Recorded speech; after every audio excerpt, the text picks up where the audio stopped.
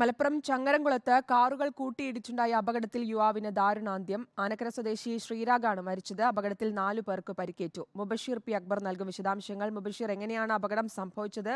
ഒപ്പം ഒരാൾക്ക് ദാരുണാന്ത്യം, മറ്റുള്ളവരുടെ ആരോഗ്യനില സംബന്ധിച്ചുള്ള വിവരങ്ങൾ.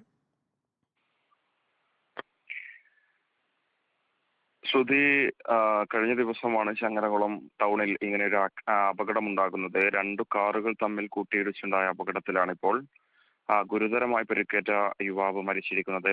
ആനക്കര സ്വദേശിയായ ചിനിക്കപ്പറമ്പിൽ 23 വയസ്സുള്ള ശ്രീരാഗ് എന്ന യുവാവാണ് ഈ ഒരു സംഭവത്തിൽ മരിച്ചിരിക്കുന്നതെന്നാണ് നമുക്ക് മനസ്സിലാക്കാൻ സാധിക്കുന്നത്. ചിറവല്ലൂർ ഭാഗത്തു നിന്നും അമിത വേഗതയിൽ വന്നിരുന്ന ബ്രസ മോഡൽ കാർ ചങ്ങരകുളം മേഖലയിലെ മൂക്കുതല ഭാഗത്തു നിന്നും വന്നിരുന്ന ഐട്ടൺ കാറിനെ ഇടിച്ചു തെറിപ്പിക്കുകയായിരുന്നു. ഈ ഒരു ഐട്ടൺ കമ്പനിയുടെ കാർ ഓടിച്ചിരുന്നത് ശ്രീരാഗ് ആയിരുന്നു. ഇടിയുടെ ആഘാതത്തിൽ ഈ ഒരു ബ്രസ കാർ ചങ്ങരംകുളത്തെ ഒരു ചപ്പാത്തി കമ്പനിയുടെ കടയിലേക്കും ഐട്ടൺ കാർ മറ്റൊരു മീറ്ററുകൾക്കപ്പുറമുള്ള സ്വർണ്ണക്കടയിലേക്കും ഇടിച്ചു കയറിയിരുന്നു. തുടർന്ന് നാട്ടുകാരുടെ ഏറെ നേരത്തെ ശ്രമത്തിനൊടുവിലായിരുന്നു ഈ ഒരു വാഹനത്തിലുണ്ടായിരുന്ന യുവാക്കളെല്ലാം തന്നെ ആശുപത്രിയിലേക്ക് മാറ്റിയിരുന്നത്. അതിൽ ഗുരുതരമായി പരിക്കേറ്റ ഈ ഒരു വാഹനം ഓടിച്ചിരുന്ന ശ്രീരാഗിനെ നാട്ടുകാർ ചേർന്ന് ചങ്ങരംകുളത്തെ സ്വകാര്യ ആശുപത്രിയിൽ എത്തിച്ചെങ്കിലും ഗുരുതര പരിക്ക് പറ്റിയതിനാൽ കുന്നംകുളത്തെ ആശുപത്രിയിലേക്ക് മാറ്റുകയായിരുന്നു. അവിടെ ചികിത്സയിൽ തുടരുന്നതിനിടെ ഇന്ന് പുലർച്ചയോടുകൂടിയാണ് നിർഭാഗ്യവശാൽ മരണം സംഭവിച്ചിരിക്കുന്നത്.